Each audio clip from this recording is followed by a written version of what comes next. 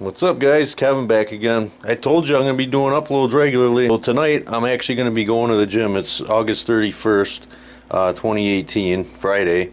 So it's a Labor Day weekend. Gym's probably going to be pretty slow. And I had a pretty rough night last night. I wasn't sleeping very well. So when I got home from work today, I just crashed for a few hours and decided that I'm just going to go to the gym when it's like pretty much empty. And I actually got permission to shoot video there. So I'm going to bring my tripod. I actually got to try to work on it and get it in a little bit better shape because it kind of sucks. It's kind of broken a little bit, but I should be able to kind of jury rig something so it'll be pretty stable. But before I do that, I'm going to show you, I had my pre-workout meal, and I'm just going to duplicate it and show you what I did for that, and then I'll show you something else that I do with my water. So just 1 second. Another really cool thing too is I just got this shirt in the mail today. Bill's gonna kill you. All right, so my pre-workout meal is gonna go like this. I got my bowl, and then I do 1 cup of oats. I always go with a 1/2 cup measuring cup, it's just easier. So it takes care of the oats. A little bit of cinnamon.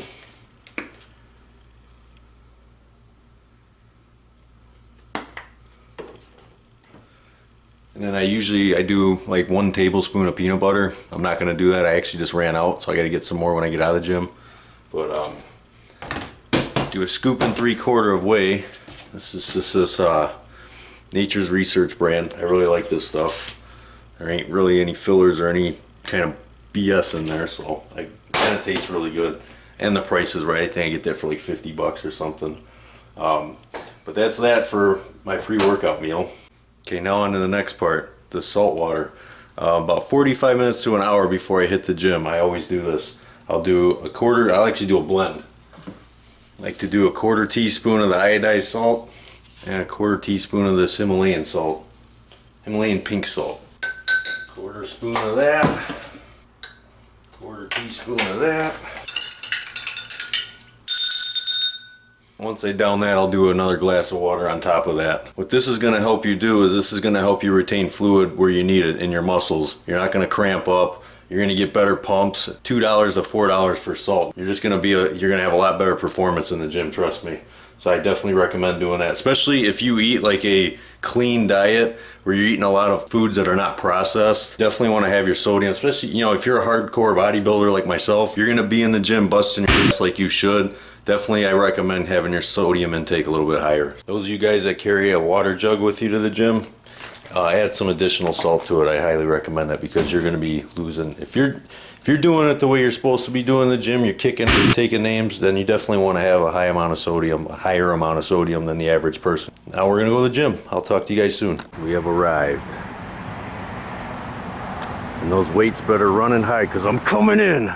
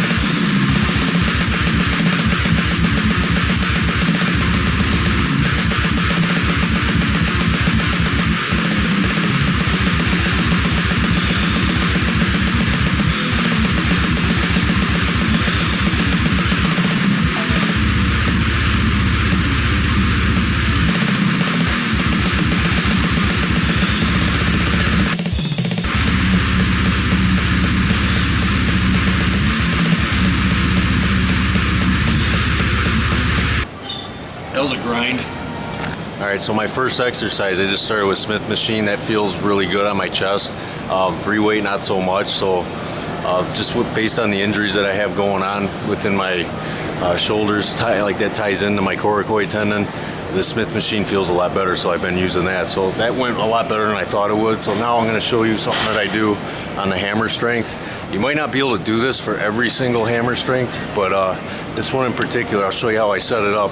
And I actually use a neutral grip, and it's a lot less wear and tear on my shoulders. So let me show you that real quick.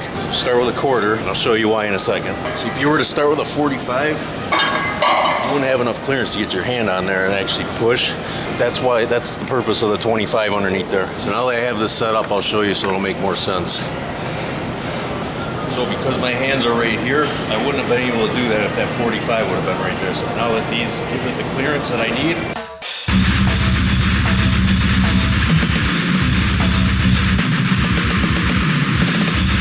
They look like little short movements, but I'll tell you what, it works really well. It's gonna be 2 working sets here, and then we're gonna move on. We're gonna go on to chain dips.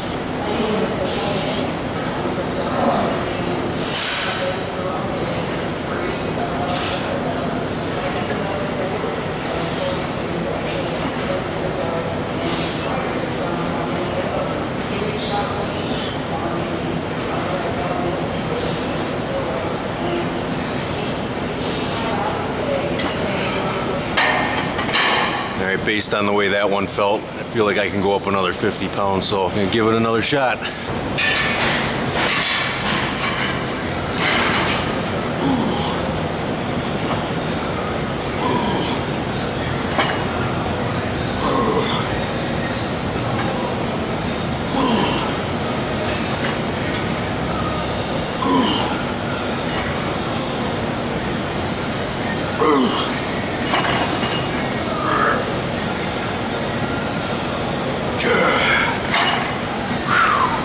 I don't know if you saw what I was doing as I was doing that exercise. What I'm trying to do, instead of just pushing straight out, I'm almost kind of go like this as I'm pushing.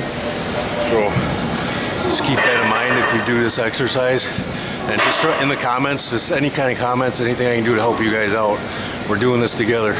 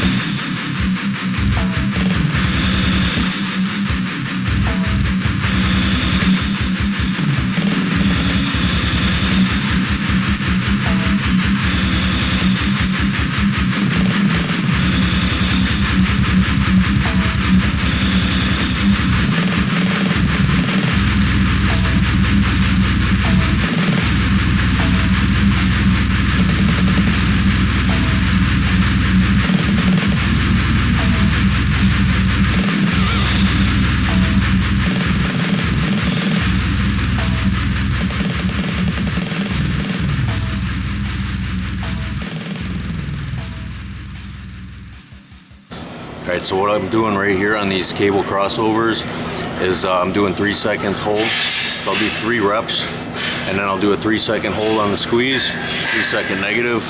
I'll take you through a couple more sets.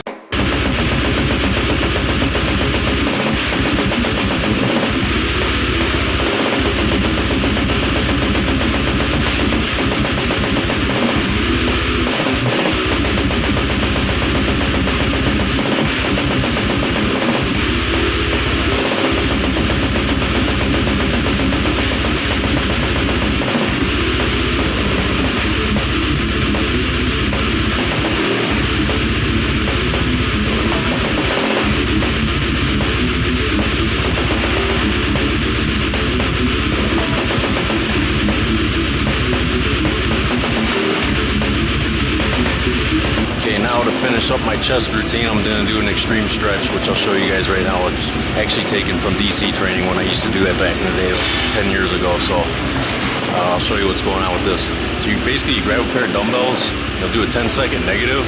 Once you get down in the stretch position, you hold that for 50 to 90, or actually 50, 80 seconds, I'm sorry. So I'll show you right now.